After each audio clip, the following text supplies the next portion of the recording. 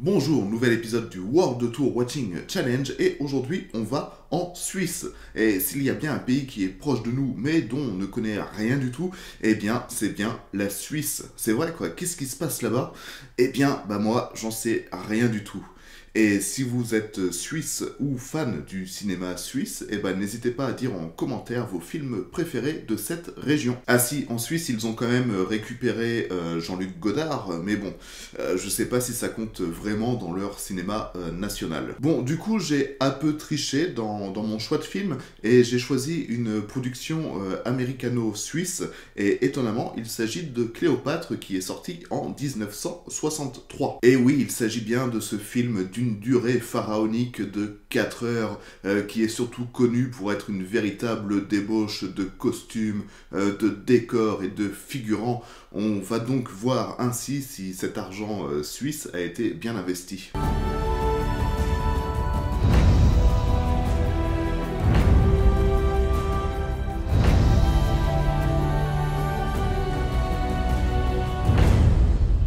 You take so much of me.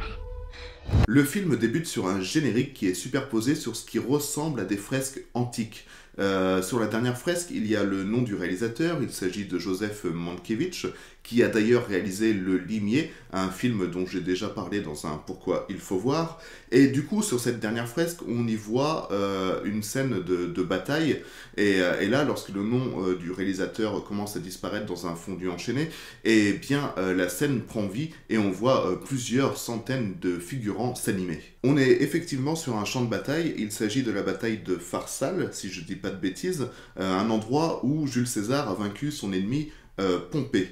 On voit donc dans ce grand décor, tout au centre, il y a un grand bûcher où on s'affaire à brûler le cadavre de ceux qui sont tombés pendant cette guerre. Et Jules César, qui est pourtant vainqueur, il n'est pas forcément heureux pour autant. Parce que, en fait, il s'agissait ici plutôt d'une guerre civile. C'était vraiment des Romains qui s'entretuaient.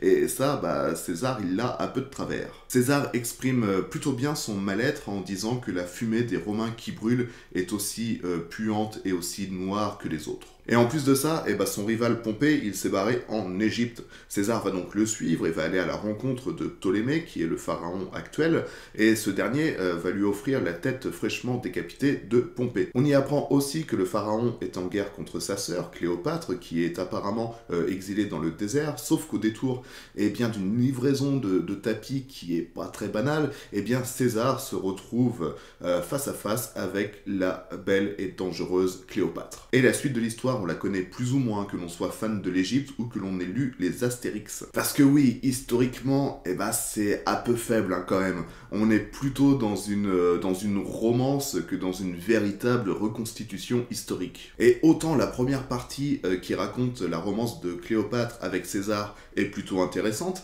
mais autant la seconde partie qui relate les relations qu'elle entretient avec Marc-Antoine, celle-ci elle est plutôt pénible. La faute à une romance beaucoup trop gnangnan qui n'a vraiment pas sa place à mes yeux dans l'univers de Cléopâtre, mais aussi à cause du personnage de Marc-Antoine qui est vraiment pathétique. Ce mec, c'est vraiment un pur déchet dépressif qui nous casse les couilles. Et puis, ça parle beaucoup pour ne rien dire. Mais bon, ça, c'est le jeu théâtral et grandiloquent des années 50 qui veut ça. Et s'il y a bien quelque chose de grandiloquent dans ce film, ce sont ses décors et ses costumes. Même s'ils sont un peu anachroniques, ils restent quand même vraiment splendides. Ils sont merveilleux et ils sont très impressionnants. Et tout ça, ça se cumule vraiment à un moment précis du film.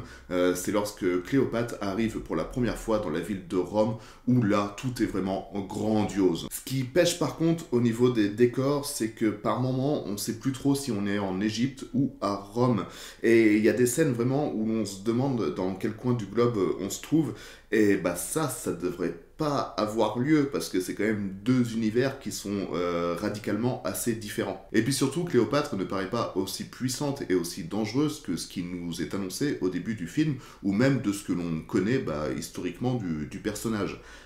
Ici, on est quand même un peu dans le cliché. C'est une femme forte, d'accord, mais elle reste quand même beaucoup à la botte de ces mâles alpha romains dans leur belle armure dorée. Bon, par contre, Elizabeth Taylor joue à merveille ce rôle, tout comme les autres acteurs d'ailleurs. Il y a vraiment rien qui pêche. Si ce n'est que parfois, eh ben, c'est un peu écrit avec le cul. Malgré tout ça, eh ben, ça reste un film à voir, ne serait-ce donc que pour ses décors extraordinaires et ses tenues vraiment resplendissantes, mais aussi pour nous montrer eh bien, une façon de faire du cinéma que l'on n'est pas prêt de revoir de nos jours. Enfin, d'après moi, évidemment, parce que on sait jamais, parce que des mecs comme Christopher Nolan seraient capables, je pense, de nous faire un gros péplum comme ça, avec beaucoup de choses qui ne sont pas numériques et qui ont été vraiment construits en réalité. Et je dis ça alors que j'aime pas Christopher Nolan, donc je pense que c'est assez significatif.